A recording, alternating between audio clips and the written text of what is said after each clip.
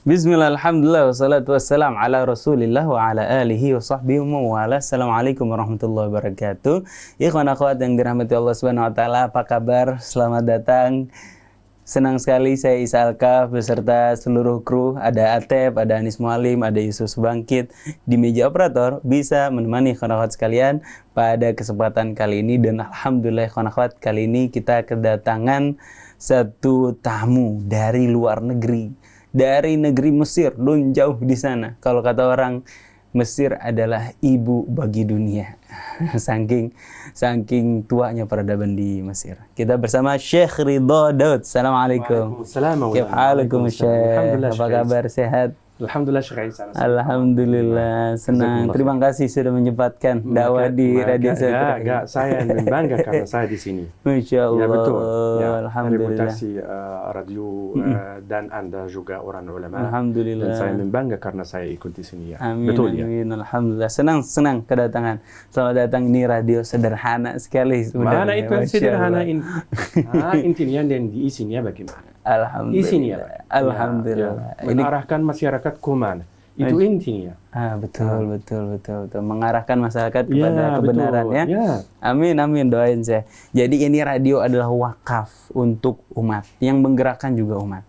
Wakaf. Iya, seperti masjid. Kita setiap bulan ada laporan keuangan. Sesama pikiran itu di Mesir, wakaf artinya sempurna pikiran ide itu di Mesir juga ya. Oh, di Mesir juga begitu ya? Ya. Oh, Masya Allah. Ada wakaf banyak, ada kementerian namanya, kementerian wakaf. Oh, di Mesir. Aji.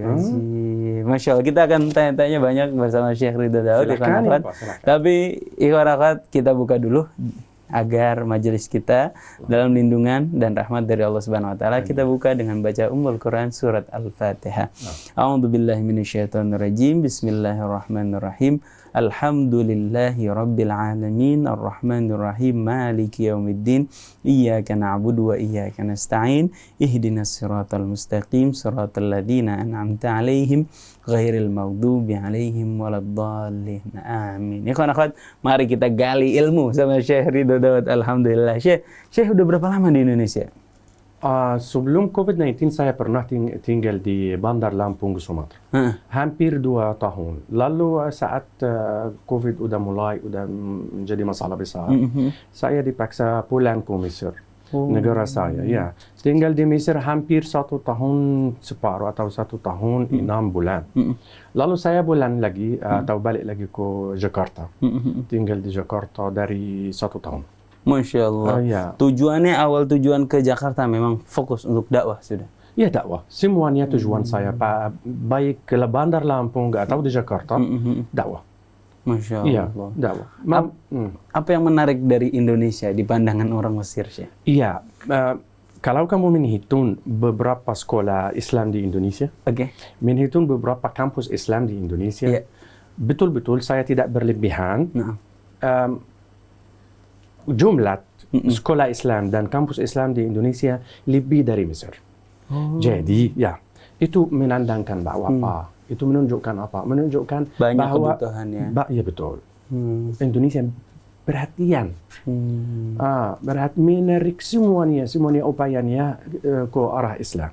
Itu tanda kegiatan dan pikiran dan budaya Indonesia bagaimana. Jadi itu salah satu sesuatu yang saya diarahkan diri sendiri. Padahal itu saya diarahkan oleh Allah Subhanahu wa taala. Karena ada beberapa negara mungkin dianggap seperti itu, tapi tidak seperti Indonesia. Indonesia lebih upayanya diarahkan ke Islam. Ya, betul. Masya Allah. Setiap mungkin kita berani kalau menatakan, mungkin setiap rumah di Indonesia ada majelis ta'lim.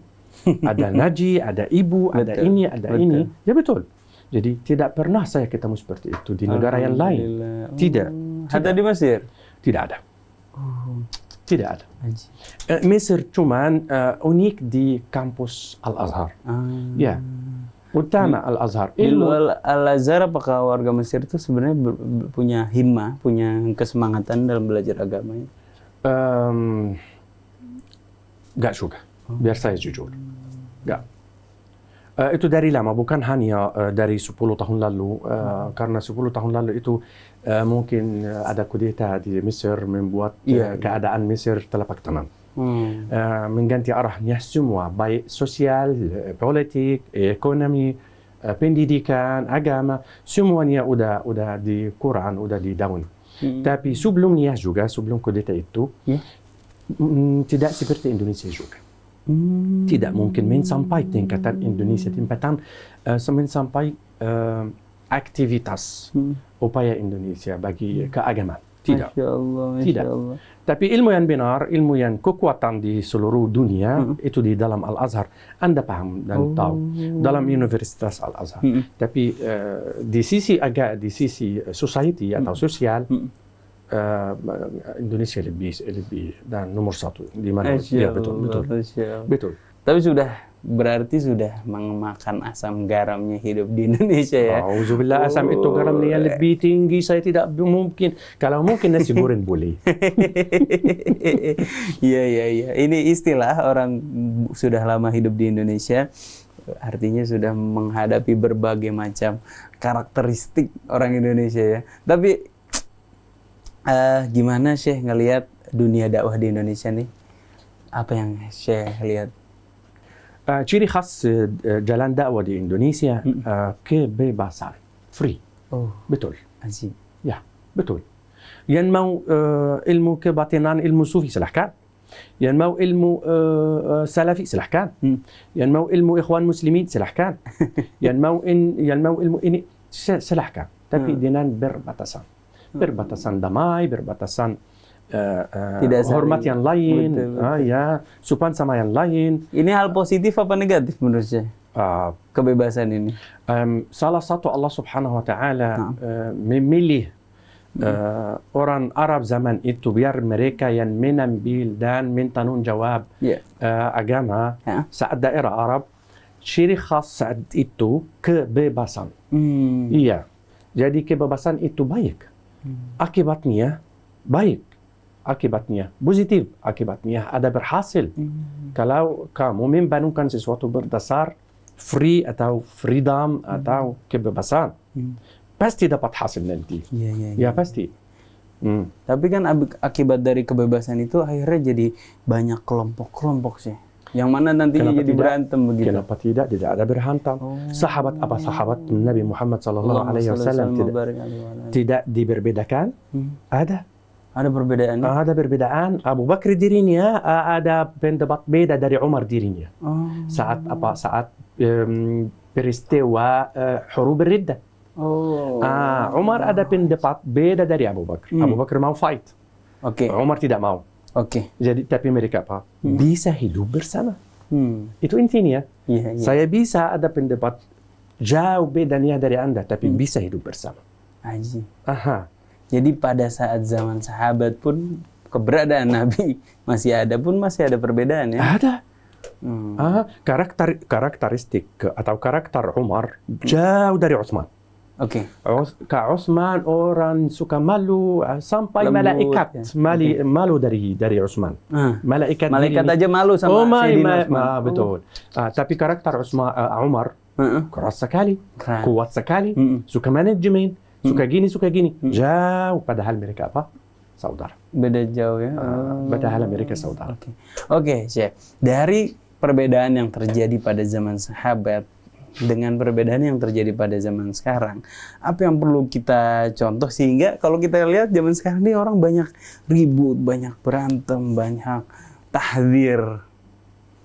Jangan dengar ustadz ini, jangan dengar guru ini, jangan dengar wah, banyak yang membatas-batasi. Apa yang menyebabkan hal itu bisa terjadi sih?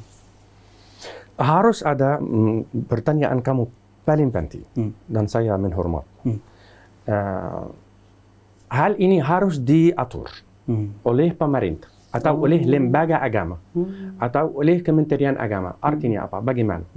Tidak dibolehkan orang pun bisa mengobrol tentang Islam. Mana sertifikat kamu? Mana ijazah kamu? Kamu lulus dari mana? Dan masuk ujian. Dibuat Indonesia, dibuat lembaga Kementerian Indonesia biar tahu cara pikirannya. Biar tahu ilmunya benar atau tidak. Biar ilmunya ada dasar atau tidak. Jadi nanti kita kalau ada berbedaan seperti sahabat. Bukan tergantung karakter ciri khas saya dan ciri khas Anda. Enggak. Kalau saya ada berbeda sama Ustaz Isa, seperti Abu Hanifah dan Imam Syafi'i ada berbedaan. Tapi mereka duanya apa? Kepala mazhab. Masya Allah. Jadi harus. Karena saya lihat dan ketemu beberapa ustaz atau beberapa mengkasih ceramah di masjid atau seminar atau gini. Tapi maaf, ilmunya tidak setuju sama Quran dan Sunnah. Jadi dari mana ya Pak? Dan terkenal di YouTube dan di TikTok. Artinya saya udah lihat. Kalau dari perbedaan itu harusnya merujuk kepada Al-Quran ya. Selama dia tidak jauh dari Al-Quran. Itu dasar kita. Kita tidak mungkin berani keluar dari Quran atau Sunnah. Dan Quran atau Sunnah ada. Kalau di Mesir kamu tahu, ada peribahasa di Mesir. Dibilang, Illi malus kibir bishteri lu barang siapa yang tidak ada kepala harus mencari satu. Kepala kita siapa? Al-Azhar. Kepala kita siapa? Majlis Ulama Besar di Indonesia. Kalau menurut saya keluar dari aturan atau Al-Azhar atau Majlis Ulama di Indonesia, harus saya stop dan mengulangi pikiran saya. Karena itu dianggap kepala saya. Biar kita tidak meniri atau menghancur kayun Islam. Nggak usah. Karena kalau kayun Islam itu bersih, harus tetap di kebersihan. Bagaimana? Dengan aturan. Siapa yang bisa ngobrol tentang agama? Tidak sia-sia, tidak apapun, siapapun, nggak boleh. Harus izin, harus sertifikat, harus kursus pun dibuat dari pemerintah atau lembaga atau seperti itu. Itu yang kita akan menghindari masalah yang kamu bertanya tentang. Artinya berarti benarkah keperbedaan itu memang sebenarnya indah sebenarnya perbedaan itu. Asal jangan terjadi yang namanya perselisihan antar perbedaan tadi ya. Kenapa bisa terjadi perselisihan? Karena memang kalau tadi Syekh membahasakannya nggak ada kepala atau nggak ada pegangan yang kuat. Harus ada pegangan yang kuat ya. Dan sekuat-kuat pegangan adalah apa yang disebutkan oleh Allah Subhanahu wa taala, wa'tasimu bihablillah. Berpegang teguhlah kalian kepada talinya Allah Subhanahu wa taala, dan tali yang dibentangkan adalah apa yang Allah Subhanahu wa taala tuliskan dalam Al-Qur'an. Masya Allah, Syekh.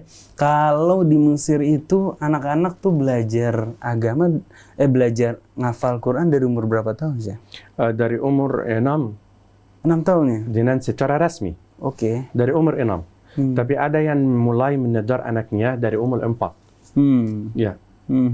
Tapi dari umur 6 resmi. Melalui sekolah. Harus dengan secara pendidikan keagamaan.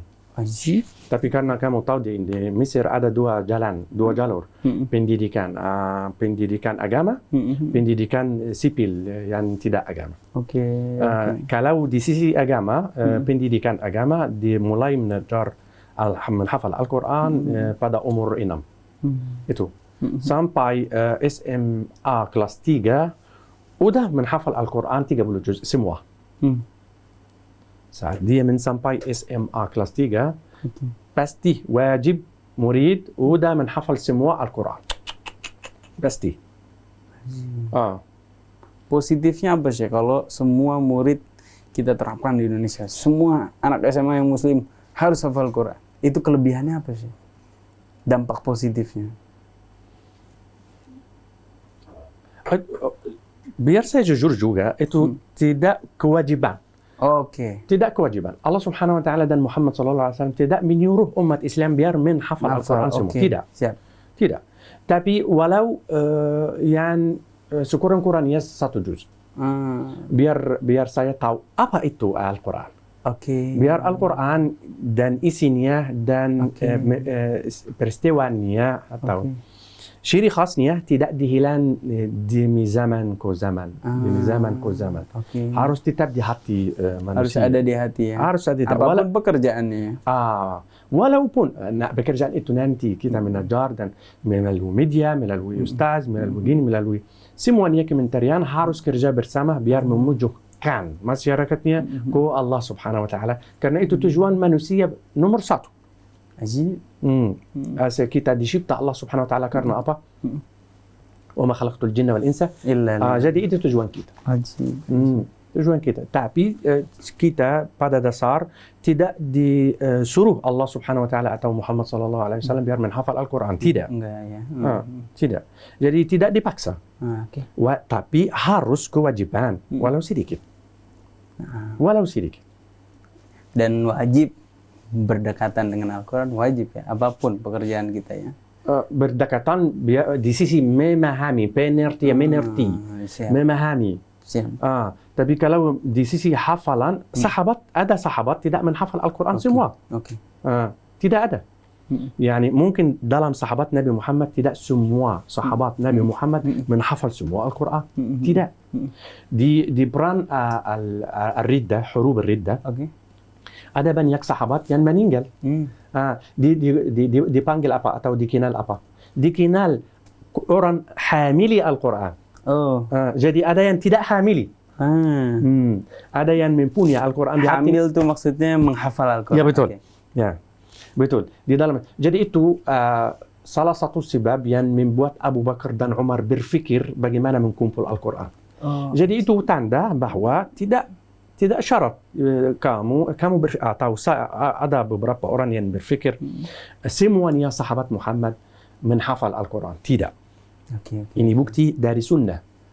Saat apa sebab Abu Bakar yang membuatnya mendurun Abu Bakar atau memaksakan Abu Bakar biar mengumpul Al-Quran itu karena dia di huruf ar-riddah dapat beberapa sahabat yang menghafal Al-Quran udah meninggal di dalam perang ini. Jadi dia takut.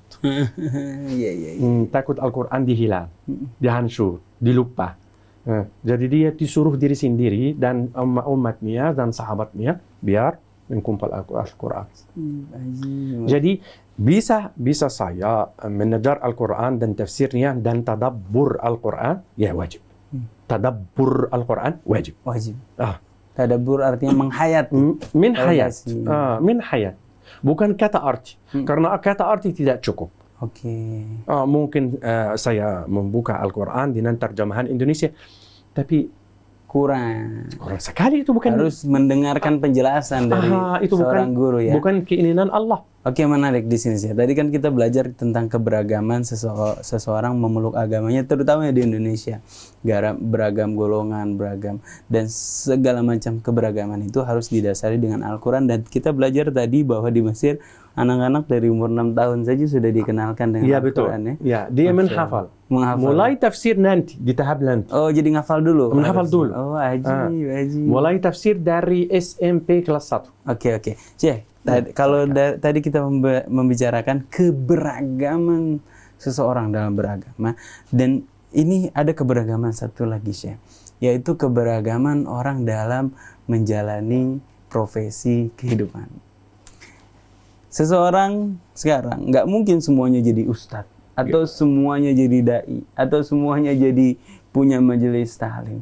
Pasti ada aja yang harus bergerak di bidang kedokteran, ada aja yang harus bergerak di bidang karyawan, perkantoran, atau bidang perekonomian, atau bahkan pemerintahan, atau bahkan teknisi. Dari semua ini, Syekh, bagaimana caranya kalau kita itu tidak berada di lingkungan agama, ingin tetap memegang teguh agama kita? Jawab saya bukan, saya bisa jawab, tapi lebih baik kalau Anda jawab. Karena apa? Pernah saya dengar ceramah kamu. Ya Allah. Dengar di TikTok. Ya betul. Ceramah kamu kasih atau memberi saya kisan. Kisan itu adalah apa? Masya Allah. How do you think like a Muslim? Bagaimana kamu berpikir sebagai orang Muslim? Itu intinya. Bagaimana saya menjadi dokter Muslim? Bagaimana saya menjadi insinyur Muslim? Itu pertanyaan Anda. Padahal kamu berlatih di ceramah kamu yang di TikTok. Masya Allah. Ya betul.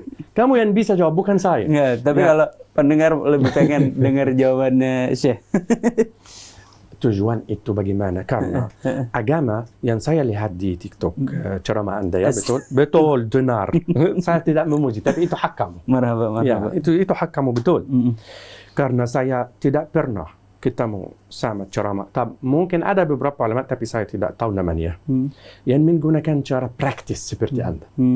Jadi kita butuh agama diajari ulama dengan secara praktis. Bukan dengan secara ritual hanya. Enggak. Ritual. Allah Subhanahu wa taala tidak kasih ritual di tahap Makkah. Tidak kasih sistematik, tidak kasih peraturan. Berapa? 13 tahun. Orang beriman yang paling imanannya paling tinggi di seluruh dunia, ya, tidak dikasih sistematik, tidak dikasih peraturan. Cuman kasih apa? Keimanan, kepercayaan, akidah. Bagaimana? How do you think like a Muslim? Bagaimana kamu berpikir seperti orang Muslim? Jadi itu tahap yang paling penting kita menfokus. 13 tahun sebelum hijrah, itu yang semuanya ulama atau agama atau kementerian pada umum harus fokus dan menanalisis. Mendeskripsikan tahap ini. Bagaimana Muhammad SAW membangunkan elemen manusia yang bisa hidup sebagai Muslim. Nanti kita akan ketemu sama insinyur Muslim, sama dokter Muslim, sama guru Muslim. Itu tujuan agama. Seperti Umar, semuanya sahabat Muhammad tidak berada atau tinggal seluruh umur atau seluruh harinya di masjid, bukan. Umar orang politik, orang manajemen. Bilal tidak. Bilal ritual. Orang muazzin. Makasih. Jadi Abdurrahman bin Auf berdagang. Dari mana? Mereka bisa menerjakan sifat kemanusiaannya, tapi berdasar peraturan Islam. Bagaimana? Tahap yang sebelum berhijrah. Dulu. Dia yang membentuk karakter manusia. Lalu setelah itu, ya, ada aturan yang baru mulai turun setelah berhijrah. Setelah Muhammad berhijrah. Jadi kita butuh yang mengulangi lagi, menatur, mensusunan prioritas hidup kita. Jadi kita perlu menyusun lagi, mengatur lagi prioritas hidup kita, kemana kita menuju, ya, ketika kita berada di dalam satu bidang tertentu. Ya, betul. Masya Allah. Al-Imam Muhammad Abdu. حينما ذهب إلى saat Muhammad Abdu, Imam Muhammad Abdu, tahu Anda Imam Muhammad Abdu? Iya. Saat dia ke Eropa, dia pulang dari perjalanannya dan kasih kalimat yang paling terkenal. Saya ketemu di Eropa sama orang Muslim tanpa Islam, tapi di daerah Arab orang Muslim, orang dapat Islam tanpa orang Muslim. Kenapa ya Syekh? Karena dia mencoba membeli kaos. Orang penjual tidak mau. Jadi Imam Muhammad Abdu bertanya dan mau mendeskripsi kenapa. Itu bagus, harganya bagus, saya suka, saya udah lihat gini-gini. Tapi orang penjual, ya maaf ya Syekh, karena ini ada rusak di bagian dalam. Tidak dilihat. Syekh, ini siapa? Ini perlakuan, bersikap orang Muslim. Harusnya. Padahal dia bukan Muslim. Itu Islam. Itu Islam. Itu adalah ajaran Islam. Ajaran Islam. Bagaimana saya berpikir seperti dan berjalan seperti orang Muslim. Bukan hanya di dalam bentuk masjid. Bukan. Ya. Tuh. Masya Allah. Jadi kita bagaimana mendasari pemikiran kita terhadap ajaran Islam sebenarnya. Kita malu gitu. Tadi cerita bagaimana Muhammad Abdul menemukan Muslim di negara non-Muslim dan menemukan kekafiran atau ketidakislaman di negara Muslim gitu ya. Definisi ad-din saat ditanya, apa itu ad-din? Ya, dijawab apa? Ad-din an-nasihah. Al-muamalah. Agama adalah al-muamalah. Menggaulan, perlakuan. Itu agama. Itu adalah Muhammad saat bersabda, bu'istu apa? Saya diutus karena apa? Liutammim makarim al-akhlaq. Arti apa? Menggaulan, perlakuan. Naam. Itu agama. Ada Abdullah bin Ubay bin Salul. Bersaksi bahwa bahwa la ilaha illallah, bersaksi bahwa Muhammad Rasulullah, dia iqamatus salah, ita'iz zakat, saum. Itu Abdullah bin, padahal dia apa? Termasuk dalam rombongan munafik. Abdullah bin Ubay bin Salul. Menghadiri zaman Muhammad. Menghadiri zaman Muhammad itu Abdullah bin Ubay bin Salul. Salat di belakang Nabi. Oh. Tapi secara muamalah dia nggak tuntas. Itu bukan intinya. Allah Subhanahu wa taala saat mendeskripsi agamanya di dalam surat Al-Fatihah. Allah Subhanahu wa taala berfirman apa? Ihdina siapa? Sirat. Sirat. Artinya jalan. Bukan ritual, tapi jalan, perlakuan, aktivitas, pikiran, budaya, itu Islam. Itu makna dari sirat yang kita baca setiap hari itu ya. Anjib, siratul mustaqim. Itu artinya. Kenapa dicontohnya disebut contohnya di dalam surat Al-Fatihah, Al-Fatihah dengan jalan. Jalan yang lurus. Artinya apa? Praktis. Praktik. Kita butuh yang seperti itu ya Maulana. Iya. Itu tujuan kita. Betul. Itu. Kalau misalnya ada timbul pertanyaan begini. Mana yang lebih baik? Rajin sholat tapi sama orang lain akhlaknya buruk. Akhlaknya baik tapi dia jarang sholat. Dua-duanya buruk. Dua-duanya buruk ya. Allah mau yang murni, yang jernih. Yang jernih. Allah itu illa man atallaha biqalbin salim. Intinya ya fadilatul iman. Bagaimana hati saya ini? Ini buruk, ini buruk. Allah mau mencari siapa? Mencari hati yang salim. Artinya ya sholat juga ya pergaulannya juga rapi. Bergaulan. Kamu tahu wanita, maaf kalau saya memutus. Kamu tahu cerita wanita yang masuk ke surga karena padahal dia wanita pelacur. Karena dia apa? Lihat anjing haus dan dia masuk sumur dan membawa air keluar. Kenapa? Perlakuan dia ya. Sikap dia. Sirat mustaqim. Tapi orang yang Abdullah bin Ubay bin Salul yang tinggal seluruh umur dia di masjid, termasuk rombongan apa? Munafik. Na'udzubillah min dzalik. Na'udzubillah, Allahumma astajib wa taqabbal ya Rabb. Ya Allah, benar-benar. Tapi begini sih, akhirnya muncul lagi permasalahan muamalah yang nggak tuntas di dalam pemeluk agama Islam, terutama di Indonesia ini. Terutama ketika mereka berhutang. Sebenarnya Islam tuh mengatur nggak sih hal itu? Hutang, dain. Maaf, kalau Anda mungkin berulang biar saya paham maksudnya apa dari pertanyaan kamu, ulangi lagi. Di Indonesia, kalau tadi saya bilang bahwa ad-din muamalah. Agama adalah muamalah. Di Indonesia ini ada satu hal yang banyak merusak muamalah. Muamalah di sisi ekonomi atau di sisi pada ekonomi, umum? bahkan merusak silaturahim, merusak pertemanan. Satu muamalah itu namanya hutang. Namanya hutang di sini? Hutang. Dain bahasa Arabnya. Dain di sisi sosial atau di sisi uang? Dain duit. Ya paham. Hutang pemutus silaturahim. Sebenarnya Islam memandang hutang itu seperti apa sih? Terpanjang ayat di dalam Al-Quran. Terpanjang ayat. Ayat terpanjang. Ayat terpanjang. Ayat di dalam Al-Quran namanya ayatul dain. Ayat hutang. Dain, ayat hutang. Terpanjang ayat. Dia disebut dalam surat Al-Baqarah. Di sebelah kiri. Panjang lembarnya. Panjang. Itu satu ayat.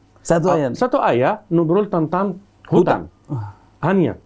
Jadi dia terpanjang. Artinya apa? Allah mengkonsentrasi sama manusia di sisi hutang itu. Kan tahu itu hutang nanti akan menjadi masalah. Jadi dia mensusunkan dan kasih aturan di dalam ayat ini. Bagaimana saya kasih? bagaimana ada ini. Jadi ya ayyuhalladzina amanu idza tadayantum bidainin ila ajalin musamman faktubu. Itu nomor 1. Jadi kalau saya ditulis kamu minjam uang dan saya ditulis pinjaman uang, jadi tidak mungkin tersesat. Tidak mungkin dihancur, tidak mungkin dihilang. Jadi ada walau kamu tidak mau kembali lagi, tapi saya mempunyai hak. Jadi itu nomor 1. Tapi ini aturan al-Islam. Tapi sebelum aturan al-Islam ada apa? Ada hati nurani yang saya dan Anda mencari menangkapnya. Ya itu yang saya dan Anda pernah di majlis di sini mendeskripsikan tahap yang sebelum al-hijrah. Bagaimana kita membentuk karakter Islam. Kalau saya menjalani hidup sebagai orang Muslim benar, saya akan kembali lagi uang saya, walau saya tidak ada uang. Saya tidak ada uang, pergi ke orang yang mempunyai hak. Maaf, kamu mempunyai hak dan ini waktu saya, tapi saya minta maaf. Walau Anda bisa sabar. Berarti ada pertama adalah menulis. Yang kedua adalah minta maaf kalau belum bisa bayar. Betul. Berikutnya. Berikutnya. Allah Subhanahu wa taala berfirman, "Idfa' billati hiya ahsan, fa idza alladhi bainaka wa bainahu adawah ka'annahu waliyyun hamim." Shadaqallahul azim. Artinya apa? Dia menyuruh orang yang atasnya hutang, yang dihutangkan. Allah Subhanahu wa taala menyuruh orang yang dihutangkan, biar kamu lebih baik kalau kamu bayar, biar bakar atau api yang di hati orang itu diam atau padam. Padam. Ini disebut ini di ayat itu. Jadi ada aturan di dalam ayat atau ayat ad-dain atau ayat hutang. Aturan bisa harus tapi menyuruh juga orang yang pemilik uang, kalau orang yang dihutang uang tidak mampu betul, ya memaafkan semua. Disuruh juga di ayat yang sebelum terakhir di lembar yang kanan. Ini ayat daini lembar yang kiri. Ayat yang kanan, lembar yang kanan di bawah. Allah menyuruh orang yang punya hak, ya. Kalau orang itu tidak ada mampuan, ya, fa antafu wa tusfah. Maksudnya lembar kanan itu ayat terakhir daripada surat Al-Baqarah. Menjelaskan bahwa kalau kita sebagai yang memberi hutang, memberikan maaf atau membebaskan seseorang yang berhutang adalah sesuatu yang mulia sekali di sisi Allah Subhanahu wa taala, ya. Karena itu tingkatan. Tingkatan, ya silahkan. Silahkan. Masya Allah.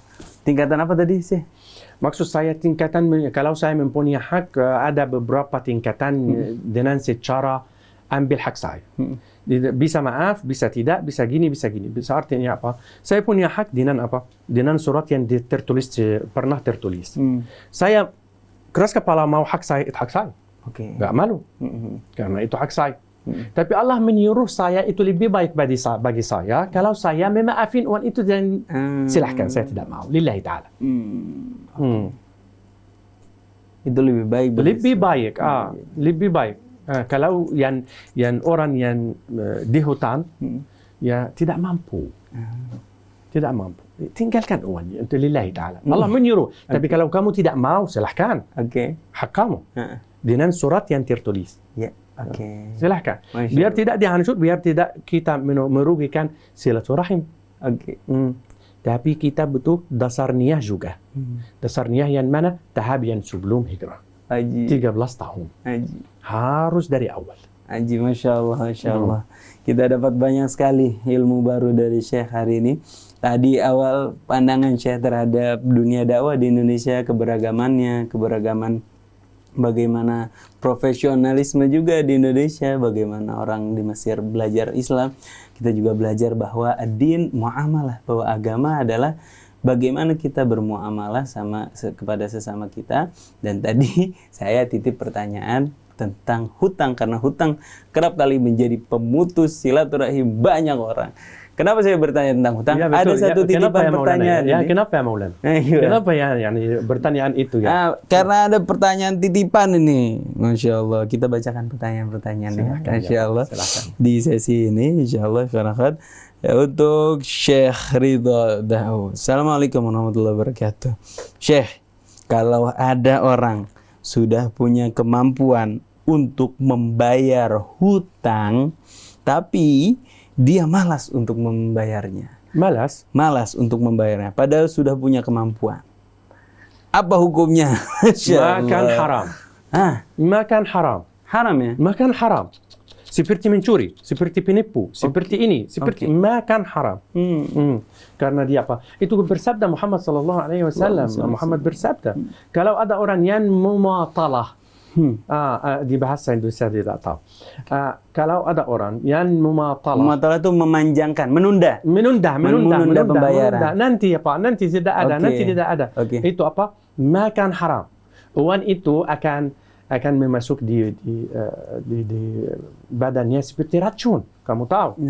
Disebut Muhammad sallallahu alaihi wasallam menyebut kondisi ini, hal ini dengan bersabdanya. Orang yang menandan atau mentunda mana-mana. Makan haram yang mempunyai. Awas ya. Hati-hati, Masya Allah. Berikutnya, Assalamualaikum warahmatullahi wabarakatuh, dari hamba Allah di Bekasi. Syekh, apa pengaruh makan haram pada sifat atau kehidupan kita sehari-hari? Wow, nyambung juga nih pertanyaannya, Masya Allah. Syekh, pengaruh makan haram. Tadi kata Syekh racun. Pengaruhnya apa, Syekh? Apa? Pengaruh daripada makan haram. Athar-atharnya. الذين يأكلون الربا لا يقوم بسم الله الرحمن الرحيم الله سبحانه وتعالى بالفرمان الذين يأكلون الربا يقومون إلا كما يقوم الذي يتخبطه الشيطان من المس. Dia tidak menyadari. Efeknya di atas muka bumi, realistisnya, kenyataan hidupnya seperti apa? Yang mabuk. Seperti yang disentuh syaitan. لا يقوم إلا كما يقوم الذي يتخبطه الشيطان من المس. Ayat itu ayat riba. Orang yang makan haram. Dia hidup seperti apa? Seperti yang mabuk. Yani celakaan di dinding ini, lalu di dinding ini, lalu dijatuh di lubang, lalu balik berdiri. Itu ciri khas orang yang makan haram. Hidupnya. Kamu bisa lihat, kalau orang makan haram bisa lihat keadaan pikirannya atau perasaannya setiap hari berubah. Tidak stabil. Berubah ya. Karena la yaqum, berfirman Allah Subhanahu wa taala, firman Allah, illa kama yaqumu alladhi yatakhabbathu asyaitanu min almas. Artinya apa? Orang yang tidak menyadari. Tidak bisa mabuk. Seperti gini. Itu firman Allah di dalam ayat itu. Itu keadaan di atas muka bumi. Karena realitis, praktisnya. Bukan hukum itu bukan hanya dalam akhirat, yaumul qiyamah. Bukan. Di dunia juga. Ya Allah. Tapi dia, ya'udzubillah, tidak sadar. Orang yang melakukan seperti itu tidak sadar. Tapi orang yang beriman, orang yang murni, orang yang berislam betul, bisa lihat. Bisa merasa keadaannya. Saat itu dia bersyukur bahwa dia yang makan haram, bukan saya. Jadi saat itu orang beriman akan menenang hatinya. Saat lihat orang yang makan haramnya, ya betul. Kalau ada orang memakan uang saya marah. Saya sedih. Saya gini. Tapi sabar karena apa? Ayat yang seperti itu. Jadi tenang aja kalau kita dizolimin orang, misalnya dipinjemin orang yang nggak bayar, kasihan malah. Allah sandaran saya. Allah sandaran orang beriman. Iya. Itu cukup atau tidak? Cukup. Nggak tenang tuh kalau kita nggak sengaja makan uang haram. Harusnya kita nggak tenang ya, karena hidup kita akan berubah tadi. Hidup kita, saya akan lihat efeknya. Dia makan racun. Pasti apa lakukan makan racun? Sakit. Tidak sadar, kurang kuat. Ini yang makan racun, badannya begini, mukanya cahayanya dihilang, cepat tua, gini-gini. Itu orang yang makan racun atau haram. Auzubillah, Allahumma amin. Ya Allahumma Allah. amin. Bahkan bukan kita yang makan, saat kita mendapatkan rezeki dari yang haram, kita ngasih keluarga kita makan haram. Sahabat Masih Nabi kita Muhammad ada racun. di dalam sejarah Nabi Muhammad. Sahabat Nabi Muhammad berdagang semuanya, dia hampir kerja berdagang. Tapi mereka menghindari 99% dari uangnya takut haram. Meneluar 99% uangnya yang hasil berdagang meneluar lillahi ta'ala takut haram. Jadi para sahabat mengeluarkan 99% uangnya disedekahkan sebagai sedekah. Kalau dia menghitung bekerjaannya, bekerjaan saya contoh 1 juta. Ya. 900.000 dia bilang 900.000, saya tidak tahu itu dari mana. Yang tahu itu 100. Karena dia takut masuk haram tanpa sadar. 90% kalau nggak jelas dia keluar. Saya takut tanpa sadar masuk uang haram. Nauzubillah min zalik. Kedua, Muhammad sallallahu alaihi wasallam bertanya, ada sahabat tanya, "Assalamualaikum ya Rasulullah." Waalaikumsalam. Saya bertanya, "Uhibbu an akuna mustajabat da'wah." Muhammad ditanya orang, apa? Uhibbu an akuna mustajabat da'wah. Saya suka menjadi orang dakwanya dikabul cepat. Doanya cepat terkabul. Cepat terkabul. Jawab Muhammad sallallahu alaihi wasallam apa? Atib mat'amak. Perbaiki makananmu. Menhalalkan, berbaiki makananmu artinya apa? Pekerjaan kamu, uang kamu, cara kamu mendapatkannya. Kunci. Jawab tahu kunci kabul doa nomor 1. Nomor 1 makan halal. Tuh ikhwan akhwat, hati-hati dari apa yang kita makan. Iya. Pastikan berasal dari yang halal. Bahkan tadi menurut cerita ada satu sahabat buang 90% uangnya atau hartanya dari hasil perdagangan karena dia takut ada yang haram di situ. Tidak sadar. Karena itu masuknya nggak jelas. Ya Allah, inspiratif sekali dan sangat tamparan buat kita, di mana kita dapat duit banyakan seneng. Jangan seneng dulu. Dapat rezeki banyak, ujiannya juga banyak ya Syekh. Ya betul. Ya Allah. Betul ya Maulana. Ya Allah. Ya betul. Masya Allah.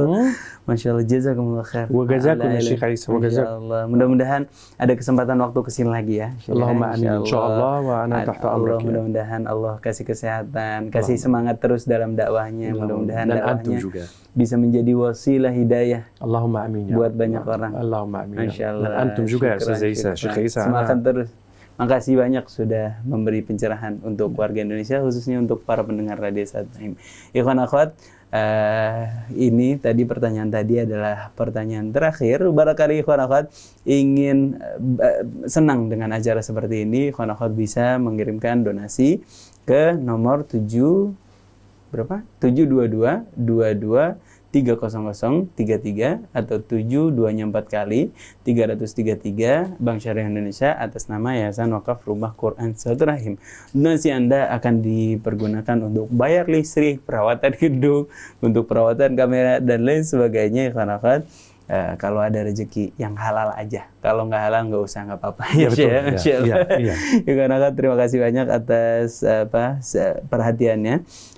Setelah sampai akhir acara, mudah-mudahan bisa menjadi wasilah hidayah buat kita semua. Ikhwan akhwat, saya Isa Alkaf, ada Cahya, ada Ninda, ada Raisa, ada Guntur juga di sini, ada Atep, Anis Mualim, dan juga Yusuf Subangkit di meja operator. Mohon undur diri. Mari sama-sama kita tutup dengan baca doa kafaratul majlis. Subhanakallahumma wa bihamdika asyhadu an la ilaha illa anta astaghfiruka wa atubu ilaik. Wassalamualaikum warahmatullahi wabarakatuh.